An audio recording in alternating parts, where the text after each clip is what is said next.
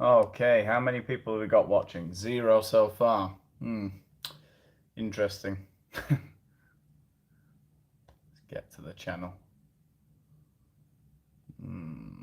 Let's get in. And the chat's on. And so far we have a grand total of 0 people tuning in. Oh, have we got one? Or is that me? I never know if this is me or if that's everyone else. There's the chat. Can I write in the chat? What's going on with the chat? Where's the chat? I can't write in the chat for some reason. So bear with me a second. If anybody's watching, give me a second. I'm trying to get onto my...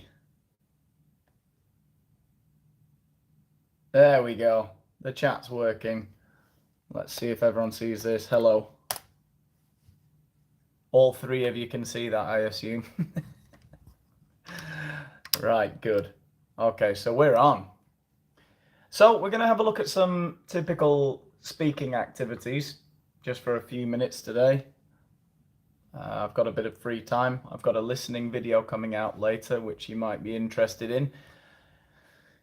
Part 3 of the C2 proficiency listening paper. That's what we're going to look at in the main video today. But here we go. Here goes the first question. The first thing I'm going to look at in today's class. And this is part 2, I think. Is it? Part 3, sorry. The long term. In part 3 of the C2 proficiency listening exam, you will get a task like this, which I'm going to put in the chat now. Just show you it. I'm sure you've seen it before. Let's see. There we go. Right, so they'll ask you a question like this. What do people gain from travel? And they give you 3 words. Personal, culture, and... What does it say? Personal, culture, and personality. Let's see. What do people gain? Personal, culture, and personality. I'm not sure that's quite right. What do people gain from travel? Personal, culture, and personality. So I guess, what do they gain that's personal to them? What do you gain in terms of culture? And I don't know, what does it add to your personality, I guess, is the question, really. So what would you have to do in this part of the exam? You would have to look at that question and speak for 2 minutes, basically. It says, I'm going to give you a card with a question on it, and I'd like you to tell us what you think. There are also some ideas on the card for you to use if you like. So the question is, what do people gain from travel, right? And it wants you, I guess, to think in terms of what you gain at a personal level, at a cultural level, and I guess what? Does it change your personality or something like that? I find what I get more than anything are memories from travel.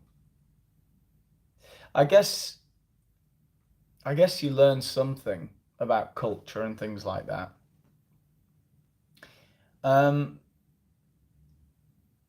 But I don't think I enjoy it so much in the moment.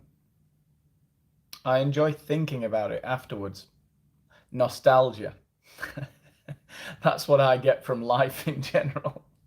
Thinking about how things were better when I was younger or when I was on holiday, right?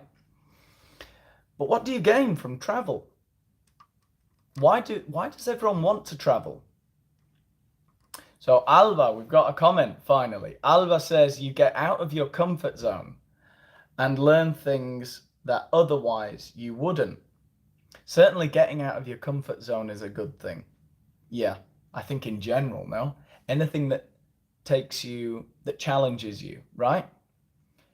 I often draw a parallel with video games. Anyone who plays video games knows that If the game is too easy, it gets boring. If it's too difficult, it gets boring. You want to find this Goldilocks zone of difficulty, right? So I think the same applies to our lives. If things become too mundane, it's almost like it becomes too easy, no? Too repetitive, too predictable. And so we need to chop things up a bit, shake things up a bit. And maybe that's why we like going to places we haven't been before. It's not something I've thought about many times in my life. Why do people like traveling so much? I mean, obviously, if you're from a cold country, you want to go somewhere warm. So that's why Northern Europeans go to the Mediterranean so often. But other than that, hello, Gabriel. Other than that, why do people travel? What do you gain from it? Like I say, and we've got somebody else saying, it's just a channel name though, Baishaki Travel and Lifestyle. Hello to you. So Hidayat says, it really serves you to know yourself and your own personality, to know new people, to get rid of your shyness. Yeah, I guess it is like a way of opening yourself up to the world, isn't it? It's exposing yourself maybe to potential danger, Maybe in today's society as well, we're a bit obsessed with safety, security, and trying to eliminate all these kinds of challenges, because obviously we can. We live in a time when there's so much abundance that things have just become easy. And to some of us, that's becoming very boring. I know, at least for me, it's very boring. I often fantasize about living in another epoch, in another time. Even just when I was growing up, to be the age I am now, but like in the 1990s or early 2000s, I think would have been just more interesting. So traveling, yeah, how does it help you to know yourself? I mean, I hear this, but what does that mean? How does traveling help you to know yourself and know your own personality? Certainly meet new people, of course. So we've got a new comment here. It says to make memories and also get real life education. Yeah, I guess so. Memories is a big one for me. Yeah, I remember things. Like years later, I'll get sort of flashbacks of holidays and things, and it's like a nostalgic memory. And Rafael says, broadening your point of view. Yeah, broadening your horizons. Good vocabulary there. Different perspectives on how to be a human being living on the planet Earth. Yeah, I mean, that's all very good in theory. I mean, certainly you can say this in the exam and it's good vocabulary, great. I don't know, I find as well it depends where you're traveling to. I mean, sure, you can learn from all of your experiences in life, but for example, if you come to Spain, where I live, you're not really going to get the Spanish experience, I don't think, in Benidorm or in Malaga. Or, well, actually, no, I've been to Malaga, it's brilliant. Not Malaga city, but the area. Yeah, I don't know what I'm talking about. But if you go to places that are particularly exploited by tourism, I don't know. Can you really get a different perspective on life? I suppose if you live all year in a rainy northern town in England, and you go to Benidorm, I mean, it's great, and it does give you a new perspective on life, whether it's a genuinely Mediterranean experience or not, or you're just spending all of your time in the Irish bar. What other comments have we got? Alba says, from my experience, I like traveling because I meet people from different cultures that might not think the same way as I do and share experiences with them. Get out of the rack, maybe get off the beaten track. I don't get out of the rack, try new food. Yeah, I tell you where I really did like. Hidayat says to discover your inner character. Yeah, maybe that's something I wouldn't want to know about though. um, yeah, trying new food, that's a big one for me.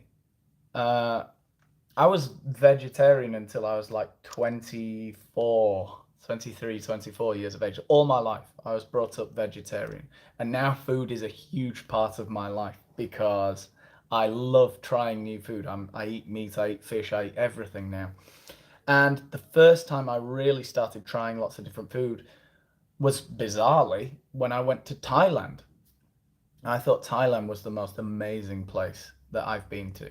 You know, I'm not a particularly well-traveled person. I've been to a few places outside of Europe. And yeah. Gabriel says pescadito frito. Yeah. Yeah, absolutely. Oh my God, yeah. I know, yeah, I feel the south of Spain, the southern region of Spain, doesn't seem to get the reputation it deserves for good food. Oh my God. I was in Seville a couple of, it was just last weekend, and my God, you can eat really well there. The same is true for most of Spain, though, and very varied food in all the different regions. But anyway, going back to what I was saying, yeah, Thailand really opened my mind in terms of food. I remember eating carp from some mountain stream in Chiang Mai, which was just like you can't. They put that carp on your plate and you can't go. Sorry, I'm vegetarian. Just like eat that damn river carp. It was so good. Uh, and I remember having dinner in a restaurant that was in a tree. That was amazing. And the last dish was this ox steak, and again, you can't not eat that. It was amazing. Someone else has also been to Thailand. By Sheki, travel and lifestyle. I don't know what to call you, but yeah, you've been to Thailand as well. Great place. Fantastic. Hidayat says, you learned the language. Which language have you learned despite speaking English? Well, I speak Spanish. I get asked that a lot, and that's it. I speak English and Spanish, nothing else. But yeah. Oh, Baishaki is your name. Good. Okay. Imanol says, as you said before, traveling allows you to be drawn to new things, which come with tiny little challenges that you might not be experiencing in your daily life, such as new food, different languages. Yeah, I think so. I think that really could be it, because we tend to think that we travel to relax, and maybe there are two different kinds of traveling. When you're going in search of new experiences, that's the one that's more interesting to me. Why are you doing that? But there is this Goldilocks zone for me for traveling, right? Because I went to India and that was too much. That was so intense. So many monkeys and cows everywhere. Cows, that was crazy. Cows, their alley cats are cows. Just cows lying in the middle of the motorway. It was crazy. Yeah, that was culture shock, as Imanol says. True, the culture shock can be traumatic. Yeah, it gives you a sense of growing as a person. Yeah, that's a thing. When I came back, holy cows. Yeah, when I came back from India, I don't regret having been to India. It was fantastic. In that sense, the memories are great. It's unbelievable that those places exist. When you get out of Europe and you just see the stark contrast, it's amazing, yeah. But a little bit too intense for me, I have to say. Just, uh, you know, I don't know how much detail to go into, but oh my God. Yeah, I got very ill as well. For like a month after I got back, I was very ill. Ah, you're from India, Vaishaki. Well, I, yeah, don't take this the wrong way. It was just a big, intense experience for me. India. I was in Delhi. I was in, where else did I go? I went to, oh, what's it called? Barasari? Is that the name of the place? I can't remember. Let's have a look at some other comments, by the way, because I'm missing a few of them here. Have you ever been to Italy? Giovanni asks. Can you speak Italian? That's a good question. I lived in Italy for 6 months, or maybe a bit longer. No, about 6 months. And I went to school in Italy for 6 months when I was 8 years old. And I lived in Belluno in the northeast. And I travelled a lot to Venice. I went to Venice many times when I was in Italy. And that was quite a traumatic experience, I have to say. Being taken out of school and going to live in Italy when you're 8 years old was pretty crazy, pretty intense. Yeah. But I really want to go back, and the memories again, very valuable to me now. Very nostalgic again.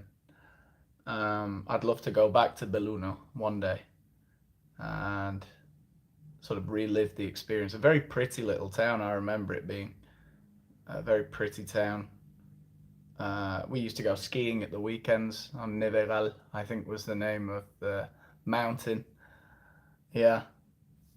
And I've been to Italy. Have I ever been to other parts of Italy? Oh yeah, I was on a cruise a couple of years ago, 2019. So we were in Bari. Oh, I'm back again. Crashed. Keeps asking me to update my software. I don't want to. Yeah, I was in Venice again. Venice is an amazing place, isn't it? I mean, I know it's just like a tourism magnet, but it's unbelievably beautiful. It's very crowded and whatever, but it's amazing. What else? Clara says she lived for 2 years in the New Forest. Wow. I suppose in a town in the New Forest, no? And there were horses and donkeys in the roads too, fair, as the cows are in India's roads. Right, wow. Yeah. In a speaking practice, we could also, this is Gabrielle speaking now, we could also relate English to traveling in the light of how it helps you to blend in seamlessly in different cultures. Yeah, I guess so. Yeah. And that's another question we're going to get onto now in a minute. It does, obviously, traveling to most places, English will help you to get by. I was really surprised when I was in India. Yeah, it was fine. I got around speaking English and Spanish. We were with like 30 Spanish people there. But speaking English, yeah, obviously in India you're pretty much okay. But you know, I was surprised in Thailand. The amount of times people didn't understand me was mental. But I don't know if they're pretending not to understand me. Because I was walking around Bangkok at like, I don't know, we had dinner and we were walking around and it got really late and we were walking. One thing I really liked about Thailand, felt safe all the time. Fantastic place. Anyway, we're walking around Bangkok and just trying to get a taxi was crazy. We showed them the map to these taxi drivers and they would like turn it upside down. I'm like, no, no, no, no, that's the right way up. I think they were pretending not to understand. But they wouldn't take us to the hotel. Like they wouldn't even stop and they would just say, no, no. So there was something I was missing there. I was walking around some random place in Bangkok at like 2 in the morning trying to get a taxi. It was crazy. Crazy place. Amazing though. Yeah. So Banaras. Yeah, maybe. Yeah, that was it. And Baishaki says he's from Kolkata. Right. Kolkata. Yeah. Yeah. Kolkata. What am I thinking of? Mother Teresa. Right. Yeah. Absolutely. That's an enormous city, no? I'm right in thinking. Kolkata. Where's Kolkata? I'm West Bengal. Okay. Yeah, we didn't go there. We were up in the northwest of the country. And yeah, that was a bit of a culture shock, I have to say, yeah.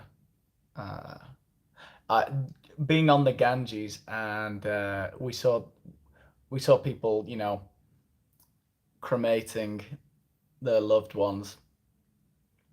That was very intense. And then apparently it's illegal now there, right? But yeah, I saw a dead body floating very close to my boat, and that was intense. That was an experience that I've never experienced anything like that, and obviously getting very ill afterwards. Uh, got Dimcon saying, "Hey, what's up? Have you ever been to Greece?" Yes, I went to Greece for the first time when I was like 4, 5 years old, and I remember it still because we went to save the turtles. I can't remember what kind of turtles they were, but there's a big problem that when they hatch at night, they're supposed to follow the moonlight into the water, I think, and they follow the street lights. And so our job was to wait on the beach for them to hatch at night and literally just turn these baby turtles around. And it was amazing. They were all going towards the road where they get squashed by cars. And we'd just pick them up, turn them around, and they'd sort of, and they'd head towards the water. So yeah. And then I went to Kos when I was 18 with my friends, which was a very good experience. Probably not the most authentically Greek experience. And then on the cruise, I was in Greece in 2019. We were supposed to go to Mykonos, and I don't think we could because there was a storm. And we were in, what's the place in Athens, near Athens? The name of the port, what's it called? Somebody tell me. What's the name of it? It's the Piraeus. No, the name of Olympiacos, the football team. Yeah, we were there and we had lunch there in a little restaurant, which is like at sea level, so you can see like the fish swimming around you while you're having lunch. It was amazing. Yeah. Is the Scouse accent indecipherable to other Brits? Is it struggling to comprehend? Is it difficult to comprehend? I assume Londoners can? Londoners? Loners? So the Scouse accent. Shall I have a go at it? I'm sure anyone from Liverpool who's listening to this is going to tell you that this is a terrible Scouse accent that I'm doing right now, but they basically talk a bit like this. Fucking hell, that was awful. Hang on, who can I think of who's got a Scouse accent? Steven Gerrard, he talks a bit like that. The new Aston Villa manager, who's recently left Glasgow Rangers. I'm butchering it, but it's a really difficult accent. And then you've got two Scouse accents, because you've got the Beatles who kind of spoke like that, John Lennon and Ringo Starr. Ringo Starr talks like that. And Leeds, you're asking about Leeds. Well, Leeds is a bit like me. I'm from Sheffield. Sheffield and Leeds, they speak very similarly. I don't know the difference really. Got to be honest. I thought they were called loiners. People from Leeds, is that their name? I should know that. Oh my god. I'm going to check that. People from Leeds. They are a loiner. Very good. That is some great knowledge there. Yeah. I didn't know that. That's incredible. Well, you learn something new every day. Anyway, let's move on. Let's have a look at something different. Let's see another question. Okay, so it asks us, what are common problems that people can encounter while traveling? So I'm just going to copy that into the chat. And it says, yeah, hopefully you can see that. What are some common problems that people can encounter while traveling? So we've got documents, transport, and accommodation. What problems have you had while traveling? Documents? Nah, nobody has any problems with documents over the last 2 years, surely. Traveling has been made so much easier. Yeah, that seems like it's going to be a big problem, right? Hopefully this is a temporary thing, but I get the feeling like they want us to travel less now. So they're just going to put more and more impediments in our way. So documents are going to become a big one. You know, COVID passports, maybe proof of a negative test or something like that. So that feels like it's going to be a problem in the future.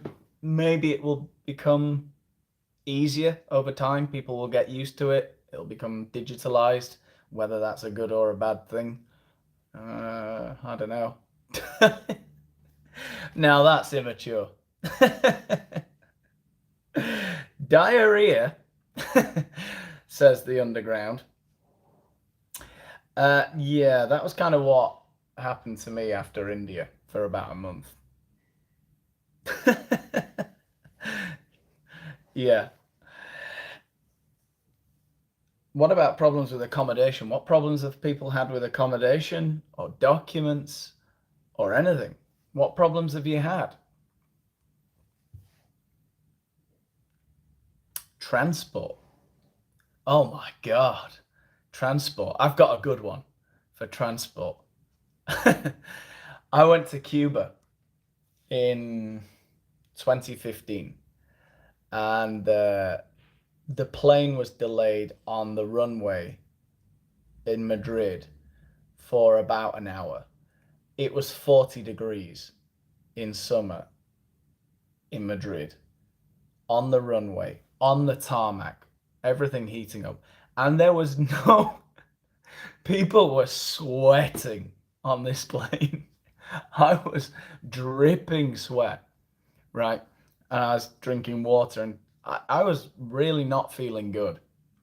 People were starting to panic. It was that hot. And I just said, is there no air conditioning? Is there not? Because I'm not a very assertive person normally, but I had to ask, look, is there air conditioning? We need air conditioning. And they said, yes, look at the front of your seat. In front of my seat, so in the back of the passenger in front of me's seat, there was like a little ventilator, a little fan, and you just clicked it on and it span round like that, and a tiny amount of air came out. That's not aircon. That's not anything. I think I was, I think I cooled myself down a bit better by waving the pamphlet that I had in my hands in front of me. But oh my God, yeah, that was crazy. And they were calming people down by saying, no, once we get up into the air, it's like minus 60 degrees up there. You'll be fine. The altitude will sort this out. And oh my God, this Cuban airline. And then on the way back, we were in the airport and they just said, no, the flight's been cancelled. And we said, oh, okay, I guess that's something that happens. We'll get on the next flight. when's the next flight back to Madrid? And this was Monday. They said, Wednesday, we think there's going to be one. And we said, what? And the woman behind the desk, her response was, oh, don't you fancy staying in Havana a couple more days? I mean, Cuba was great, but that was not my plan. I have my life back in my own country, or in Spain. And yeah, they were very relaxed about it. Me, not so much. And we had to force our way into the queue. Basically, we kind of snuck onto the plane one way or another, and we were lucky enough to get it, and we got home on time. What other problems can you have? Documents, transport, accommodation? Has anyone had any horror stories with hotels? I'm not sure. Yeah. Yeah, I've had a horror story with a hotel a few years ago in Spain, in Baqueira, when I went skiing. It was a really nice hotel, so I'm not going to say the name of the hotel because it was a great place. Really nice. But my mother-in-law was with us, and that's why it was hell. No, my mother-in-law was with us, and in her room, she woke up the next day and she was very, very itchy. And she was scratching her back, and she looked at the covers and there was blood everywhere. And there were bed bugs. What do you call bed bugs in Spanish? I can't remember. What's the name of them? Anyway, we call them bed bugs. Why do I need to tell you what it is in Spanish? Chinches. That's it. I remembered. Yeah, bed bugs. Unbelievable. You'd think they'd been eradicated. It's like the Middle Ages. Medieval times. They were back in Baqueira. Gabriel says, faceless bureaucrats can be quite petty when traveling to other continents. Yeah. Oh my God. Yeah, in Mexico. They told us just have like 100 euros ready to give them, because the police will just ask you for it as soon as you arrive. Yeah, you need this to get into the country. And in Cuba, I think they said that as well. But it didn't happen, I don't think, in either place. I don't remember. But faceless bureaucrats, yeah, man, that's a problem everywhere, isn't it? You know, people who have a little bit of power and they squeeze it as hard as they can. And Gabriel says, and to make matters worse, we have COVID now. Yeah, so more documents, absolutely. Yeah. People get to be more petty about things. Yeah. Yeah, I don't take well to people telling me what to do in most circumstances. So now, yeah, traveling can be quite stressful for me. Dimcon says, I am under the impression that tourists can encounter innumerable problems with transport, especially if they are travelling across London or other such bustling cities. Yeah, some good vocab there. Yeah. Yeah, I don't have a lot of experience with London, but when I've been there, I found the underground works pretty well. Like in Madrid, you know. I guess always visiting a city is a lot different to living there. And I guess if you're in rush hour traffic on a Monday morning in London, or even in Madrid, I guess things get pretty hectic and it can be quite stressful. But, you know, I've never had that, particularly in Madrid. I think Madrid is a fantastic city. It doesn't get a great press for me, particularly, I don't know, here in Asturias, where I live. The kind of,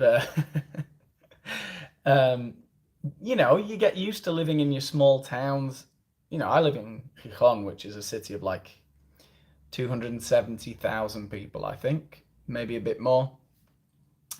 And the thing about Spain is people don't live out in the suburbs, right? They live up in they build upwards rather than outwards. And everything's very close. And if you live just outside of the city, people think you're miles away. And so for them, Madrid is a metropolis. But for me, Madrid is a really comfortable, fun, exciting, clean city. I don't think it's particularly expensive for a capital city. Certainly if you're not in some trendy bar, if you're just in like your local pub. You're paying similar prices to here in Asturias. Even going to restaurants and things in Madrid, not that expensive. Not really. There are some very expensive ones, but I've eaten really well in Madrid, and you know, it's it's comparable to here in Gijón. It really is. Dimkon says, unfortunately, when you're in a foreign city, short of opting for public transport, it is without shadow of a doubt that you will fall victim to scams. Yeah, there's been scams, hasn't there, with I wanted to say tuk-tuks, but that's Thailand, that's Thai. What do we call them in England? Rickshaws. There's been people scamming tourists with the rickshaws in London, apparently. Getting a lot of money off people, to take them down the street, and then they charge them £200. Yeah, absolutely. You can fall victim to scams, definitely. Nicholas asks, what's your favourite football team? I'm a Sheffield United fan.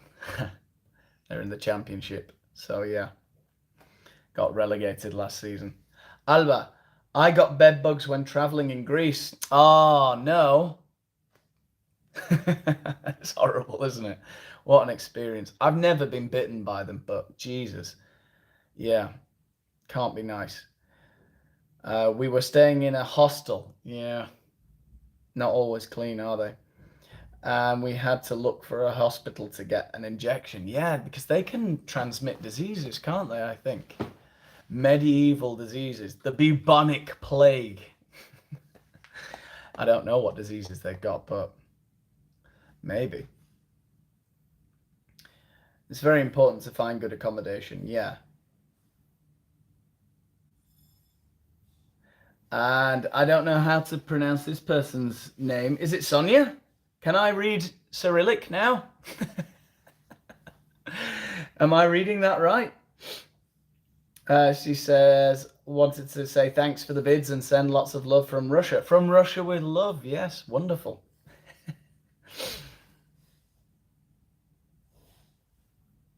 Yeah. Yeah, absolutely. What else have we got here? For a smaller one, when you hand over your cash. What are you talking about, Dimcom? I've lost track of what we're talking about there. Anyway, let's get a look at some more questions. More typical questions that you might get asked. It says, here we go. This is a good question. There we go. And publish. Are some people right in seeing foreign travelers dangerous? Oh my God. I said Sonia. Sorry, not Sonia. Paulina. Right. Okay. I think have we spoken before? Because I've definitely seen that name somewhere before. Paulina. So I can't read Russian, though I thought I could. So it's a bit early for me to try Dostoevsky in Russian. Yeah. Are some people right in seeing foreign travel as dangerous? Some people think everything's dangerous, don't they? Of course things can be dangerous. Everything can be dangerous. Bye to Gabriel, he's going now. He says, I'm getting my C2 results next week. I'll let you know. You have largely contributed. If I happen to pass, see you. And if you failed, it's not my fault. That's also important. Yeah. Okay. Hopefully you pass. Good luck. So anyway, regards from Peru, says Leighton. Leighton, like Leighton Baines. Yeah. Anyway, is foreign travel dangerous? Is it more dangerous now than it was in the past? Is it going to become more dangerous in the future? I don't think it's particularly dangerous. It depends where you go, doesn't it? And it depends what you do. You know, I mean, there are certain places you just don't go. You know, you hear people getting of people getting into these bad situations. You know, and a lot of the time, first of all, it's on the news because it's a rare story. It's people getting kidnapped, people getting murdered, whatever, in places. But not only is it rare, it's also avoidable, I feel, a lot of the time. No? What are some of the dangers, apart from, being kidnapped or murdered and stuff? What other dangerous things are there about travel? I suppose some people are just scared of the vehicles that take you there. Some people don't like flying. More dangerous than flying is what I used to do when I was a kid. We used to go skiing in Switzerland or in France quite often. We used to travel there by coach. It would take 36, 48 hours traveling by coach. That was surely way more dangerous than getting a flight. You'd have two drivers and one would sleep under, in the luggage carrier while the other one drove. So they must have been pretty knackered and have slept pretty poorly by the time we got up into the Alps. And they're going around these hairpin bends in the icy, snowy conditions. That that surely wasn't safe. But anyway, what else? Alexander says, one of the main prerequisites for a safe journey is to be what? Is to be with a close person who is hopefully more experienced in this than you. Yeah. So if you're getting off the beaten track, you're going off trekking in the Andes, then, I mean, come on, take a guide. Hey, there's something that happens to people. They get lost or they fall. Has anyone seen Touching the Void? He's from Sheffield, Joe Simpson, a climber. If you've seen that documentary, I don't know if it's on Netflix or something. I haven't seen it for years. But yeah, Joe Simpson from Sheffield, a climber who fell off the mountain. What was the name of it? Suela Grande. Is that the name of it? In Peru, I think it is. Am I right? Suela Grande. I think that's right. No, I'm inventing that.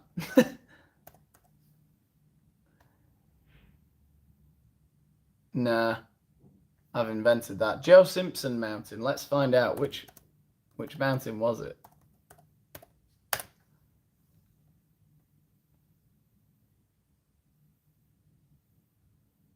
What mountain? What mountain was it? I want to find out. Does anybody know? Does anybody know what I'm talking about here? What mountain did Joe Simpson survive? Ciula Grande. Ciula Grande. Yeah. Right, that's it. That's the one. Anyway, back to what I was talking about. Dimcon says, I am of the opinion that traveling abroad can at times be hazardous. Very good word there. Yeah, dangerous. It can be a hazardous thing that can only be attributed to the fact that you don't know anything about the area. Yeah. Obviously, a lack of knowledge about where you're going can be very dangerous.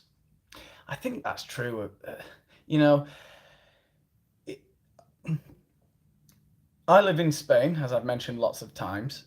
Hey, here's a question. Have I ever been to Germany? No, I've never been to Germany, amazingly. That's somewhere I want to go. I want to go to Berlin.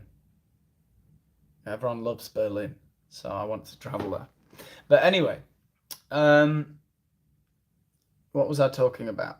Yeah, living in Spain, very low delinquency rates, very little violent crime here. It's a very safe place to live. It feels like that anyway. And I think a lot of the time they find it hard to believe that if you go to a big city anywhere in the UK, there are just areas of the city that you don't go to, really. Certainly at certain times of night. My attitude may have changed somewhat now that I'm an adult. Maybe if I went back to Sheffield, for example, I wouldn't be so worried about walking through certain neighborhoods. But I remember as a kid that there were certain places you needed to avoid.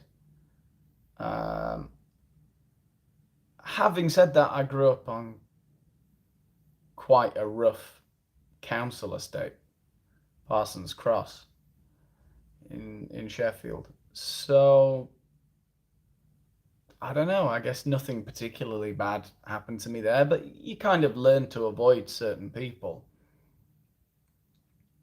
Um, I remember always feeling a little bit worried walking through Pittsmore and the Manor and places like that. But I think maybe that's because I was a kid, and bigger kids just victimize younger kids. But I don't see a lot of that in Spain. So they go over on these exchange programs. I bet they're getting mugged all the time. I don't know. So yeah, I don't know. We'll have a look at one more question, and then I think I'm done for today, pretty much. Remember, I've got a listening video out later today.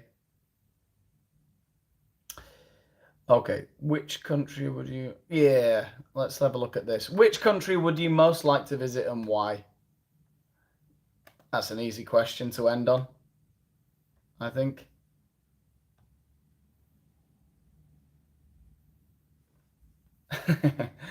And this, I don't know what your name is, somebody from Germany. How is England doing after Brexit? Brexit? Is that the Brexit? I don't know, to be honest, because I don't live there. Um, it seems like everything was fine. To me, Brexit seems like a mountain out of a molehill. It really just needed to be, okay, this country wants to leave. How do we continue our relationship in a way that's beneficial for both parts? But there was just a lot of squabbling. And I guess neither side wanted to look like the loser. And things seemed to be fine, but before COVID. And now post-COVID, I don't know. There seems to be a lot of opportunism. People talking about low stock and things like that, attributing it to Brexit. Others attributing it to COVID. I don't know. It's hard. It's really becoming hard, I think, to work out what's real and what's not nowadays. But the economy looks better, I guess, in the UK than in most other places than most other places in the world. Surely, I don't know if that's what we're basing it on. But then I don't know. Do you believe the numbers? I don't know. Employment rates were higher than ever just before COVID. The UK has kind of gone back to normal, more or less. There are no restrictions since the summer. So you would think that things could kind of kick on and things would be okay. But who knows? I don't know. Let me know what you think. I don't know. Gustavo says, according to your experience, what is the best way to get an advanced level in English? The best way is just watching my videos. Haha. I get asked this a lot, and I don't think there's one way. You know, I don't think there's one way to improve your English. I think it's just about thinking, going back to basics. How did you learn your own language as a child? You're surrounded by it. You read, listened, and paid attention to things a lot in your own language. You found things that you were interested in, and your vocabulary developed because you were interested in those topics, whether that be politics, science, whatever you're interested in. Find something you're interested in and read about it in English. And really concentrate. When there's a word you don't understand, look it up. Try to use it correctly. Look at it in context. Oh, so you don't live in England? No, I don't live in England. I live in Spain. I haven't lived in England since 2009. So I was 19 going on 20 when I moved to Spain. Yeah. Yes, I agree with you. If you're not from the UK, where are you from? I know I'm from the UK. I'm from Sheffield, England. But yeah. Let's see what Alba says. She says, I think foreign travel can be dangerous. Let's see. I think foreign travel can be dangerous, but just as you said, same as in any other activity that you do. Maybe because you don't know the language or the culture your way around, and you can get lost or get scammed. Yeah, that kind of stuff is, of course, possible when you don't know the culture, you don't know the area, you don't know what things to do or to avoid doing, I guess. Gustavo's from Nicaragua. I didn't know that. Alpha from Sri Lanka, I think, said, I'd love to visit the US one day because I admire their policies in favor of freedom. I really want to go to the USA. I've never been. Yeah. I'm fantasizing about going to live in the southeastern corner of the USA. I think Florida might be a bit too intense for me. But maybe, I don't know. I like the look of those sort of old American places. I don't know. Texas looks nice. Yeah, I would like it. And yeah, I know what you mean about freedom. Since COVID, things just feel a little bit claustrophobic in Europe. And whatever your opinions, and I understand some people are more worried or less worried about it. It's just, for me personally, I am a bit of an individualist and I like to be left alone. And yeah, I can certainly understand that. I would like to be sitting on my porch saying, get off my lawn! With my, rifle on my rocking chair. No, I'm joking. And